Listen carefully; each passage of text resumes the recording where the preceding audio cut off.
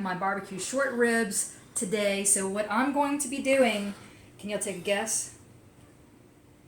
And then over here I have a little something going on here. Okay, $64,000 question.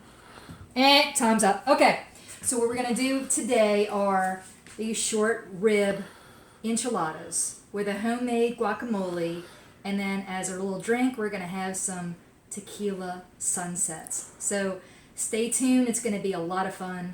See you soon. Hey, all right, so the first thing we're gonna do is we're going to make our enchilada sauce. Yes, homemade enchilada sauce. So I have about 10 ounces of tomato sauce. This is about a tablespoon of flour, cumin, chipotle powder, salt, pepper, garlic powder, and chili powder. So what I'm going to do is you need to have a whisk ready, and I'm going to get my aromatics going right now. So in goes in my flour, my chipotle powder, chili powder, chipotle, salt, pepper, cumin, garlic. Smells great. You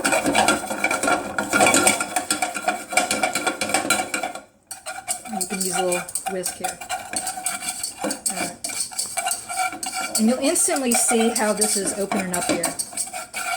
Alright. You want to have it like that because you really kind of don't want the clumps. Alright. So you got a hot pan that's starting to ready.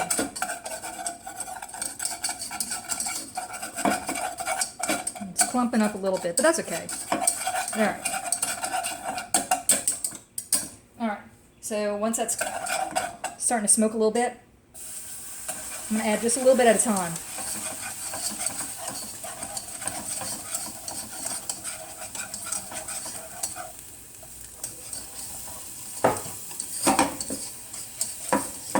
Getting the sides going over here. Thank you.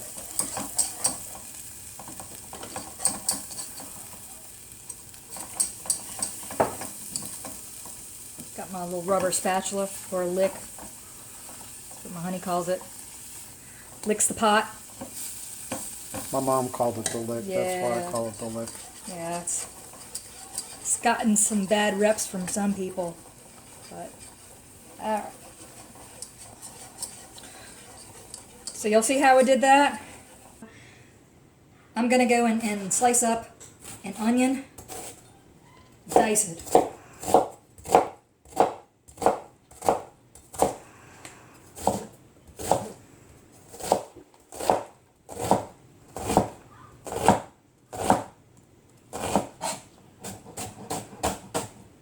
So this takes all about, what, 30 seconds or so that I just had done this. We're going to use probably half of this, and then the other one I'm going to make for my, that's the other, this is going to be my gringo guacamole. So I'll tell you about the story about that in a minute. But so what I have here is, that was that barbecue pork ribs, short ribs that I did yesterday. So what I did was I just pulled them apart and then just kind of chopped them all up, kind of slightly and all. So this is kind of like what you want here. And I think my sauce is just about done. Fastest way to do it. It's nice and thick. Okay. Grab my little ladle. Need your ladle for a couple of things. Oh, by the way, this is all going to go in the oven again, 350 degrees. So I had that been preheating and all. Okay. So I have my onions, my raw onions that I throw in there. I'm a big fan of raw onions, and I know the Mexicans like to use the purple ones, but this is going to be some white onion that I have today. It's still sweet. If you have yellow or the green or the shallot, that works just as well. Okay. So you have this. This is some Mexican shredded cheese. I plan on using just, I guess about a handful, and that's probably about 1 cup right there. And then I'm going to take my enchilada sauce.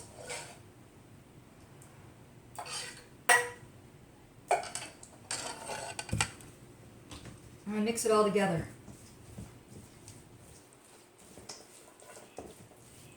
I already have my seasoning from last night that's on these, so I'm not really going to season them too much, and I really don't want too much salt because you have salt that's from the cheeses already.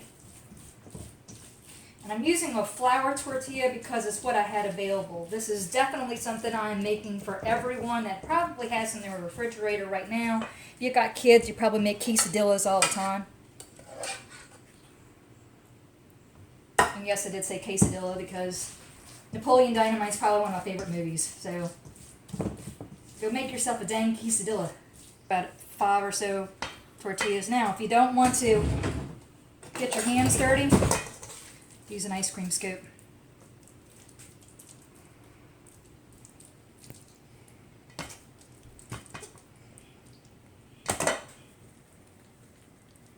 Roll it up.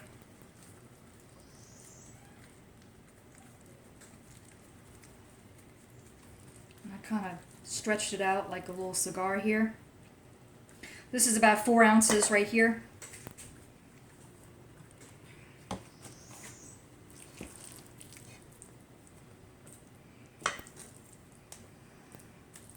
Alright, so why I thought about doing tequila sunsets opposed to tequila sunrises is because I do not have the ingredients of doing the tequila sunrises. So sunsets are, I'm doing kind of the opposite way of doing it today, and I'll show y'all in a little while, because everything's going to kind of float to the top. I don't want it to look like a madras at the end of the day, but I'm hoping it won't, you know, but it's just a really cool thing, and it's something that I have in my house again. So, alright, so looks like I'm going to be making 4 of these. Stretch it out, fold it under.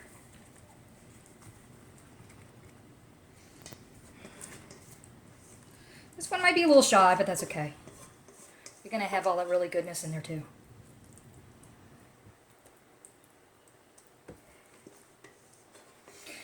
Alright.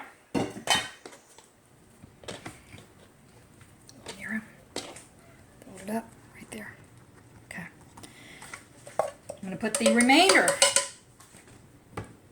of the sauce. Kind of drape it on top like this.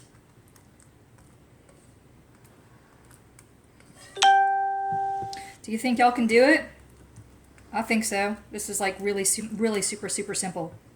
Okay?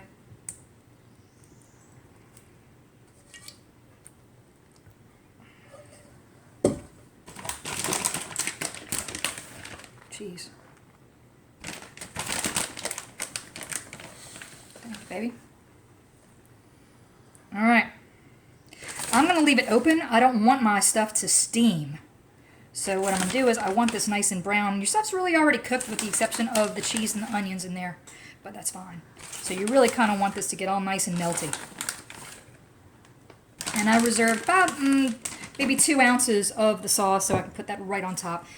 Going to go again right here, middle rack. Open, 350 degrees. And we're going to probably give it about maybe 20-25 minutes. So I have some corn. I'm going to do a little side dish with this, including my gringo guacamole. I have the corn on the cob that I did last night. So I'm going to do the Mexican corn, and so while I'm making my gringo guacamole, I'm just going to put my corn right here. I want to kind of get them a little charred. So I have those kind of at a medium heat, and then I can kind of smell for them and all. And I'll show you what I do as far as for the Mexican corn. It's my, this is going to be my fake out because I don't have all the stuff here. So, all right, over here. Let me show you what I have done. Okay, so this is my tomato. This is kind of just softer than I like tomato, but that's all right. So I like to use a serrated knife if I could. Let me see how my corn is here, popping over here. Let's see. Okay, starting to get a little charred. Okay, that's good. That's fine. Just keep on going. It's because I have the butter and all that on there. All right, so not to worry. All right, so I have my onions that I had diced up. These are my tomatoes. So I had taken the root out and all. I put the tomatoes and the onion in here at the same time. Went and cut my ahead of time to make sure that I have some, I have one little bad spot on, but that's not too bad, not to worry. So just kind of, there we go. Need that spoon later on anyhow. All right, starting to smell my corn. Let me go and check on it. Okay, good. It's getting a little churl, which is fine. It's okay if you make it. It's a taste that you want. It's the same thing as when you're doing peppers. Okay, so I'm just gonna turn it periodically, and if it goes in there too, don't worry. I cleaned this. It's all good. So just see how it goes. All right, getting back to that. My avocado in.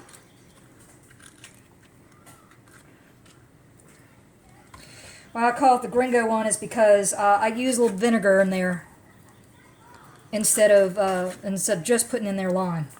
So I have a little bit of red wine vinegar that I have. I use a splash of that.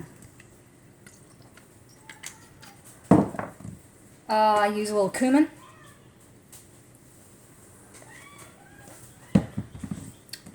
Some kosher salt. Let me go and check on my corn again. You're multitasking this time, I'm telling you. This is what you gotta do. Just keep turning it. Make sure. You don't want this burning because I got a friend coming over and he hadn't had the Mexican corn before. So, let's see. Alright. Alright, keep this going. This usually takes about 5 to 7 minutes, they say, to do the Mexican, but it's my fake out. Alright. So I have my cumin that I put in there, my salt, and my pepper. Did not forget about my pepper. And I have 1/2 lime here.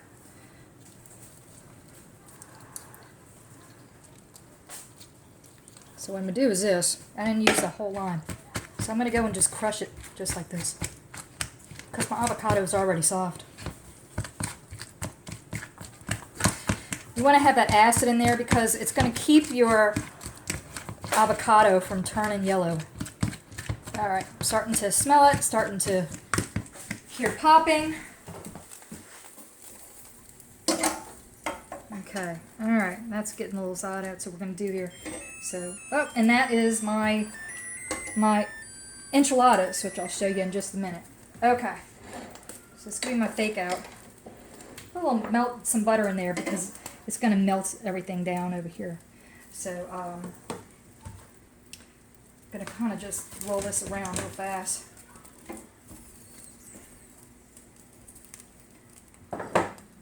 Alright, so let's see. I'll have that. Guacamole's still working. You always want to try it. I didn't put any garlic in there because I have some onions and stuff, so it's going to really take over instead of the garlic.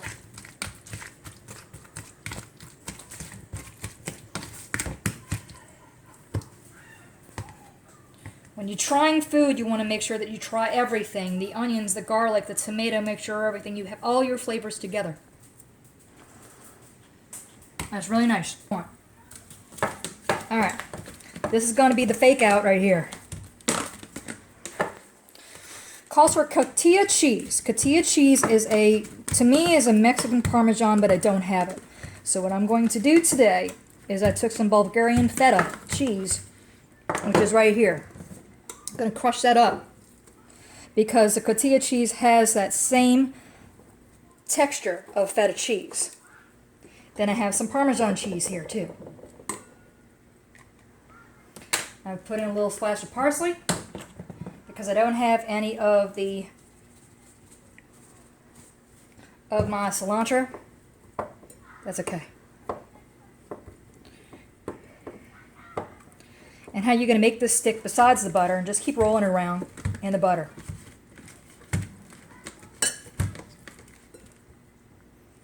You add a little splash of mayonnaise on there. And if you don't like the mayonnaise, you can actually use the Greek yogurt, and you can also use sour cream. So I'm going to use a little bit of a splash in there. All right. Melted butter. Splash of this.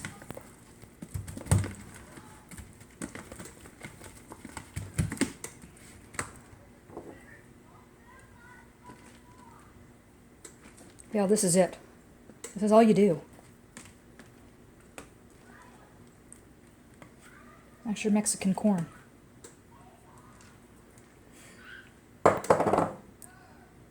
What did it take you?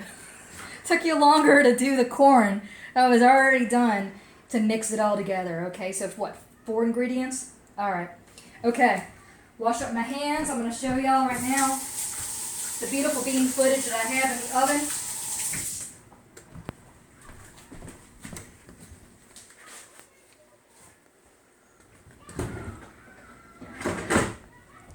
It's going to be hot. Oh, all right. 20 minutes, y'all. That's it. So, all that right there should be cooked all the way through. If you have any reservations, if you think it's not cooked all the way through, here's a trick. 1, 2, 3, 4, 5, 6, 7, 8, 9, and 10. It's hot all the way through. That way you know that your meal is ready. Okay, so we have our corn done. We have our gringo guacamole done. Let's move on to the drink. So these are our glasses right here we have today. I was going to have some margarita glasses, but I decided to use some Ain't There No More pint glasses from New Orleans, Rosenberg's and K&B. So our tequila sunsets. All right, not sunrises, sunsets. All right, so what I'm going to do is this. I'm going to get some ice out of the machine here. It's going to be 3 parts of the tequila, 3 parts of fresh squeezed orange juice, and I have some other orange juice too. And then we're going to finish it off with some blood orange juice, and instead of grenadine, I have this is the cherry. So what I have here is this. So I'm going to use the larger side here. Be a third. All right, so that's 1.5.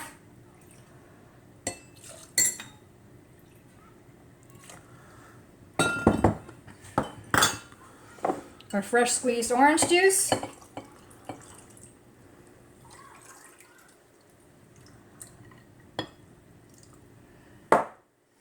can top it off with just a little more. All right. This is going to be our, what we're going to do is this. I'm going to mix it. I'm going to do this real fast. Okay.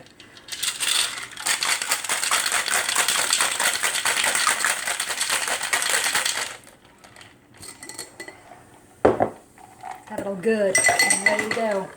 Same thing for the other one. My friends in New Orleans miss that K&B ice cream.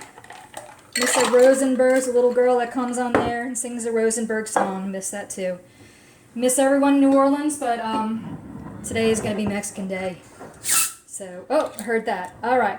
So this is some Italian soda. Got a little fizz to it. So I'll put a little bit right on top here.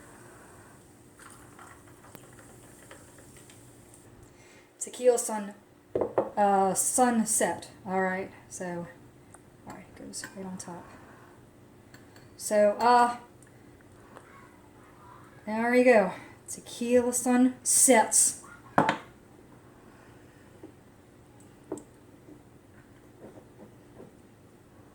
right. Well, y'all, this is done like a turkey. So what I'm going to do is cheers to you all.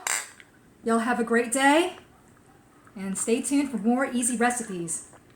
Saucy Girl out. Delicious.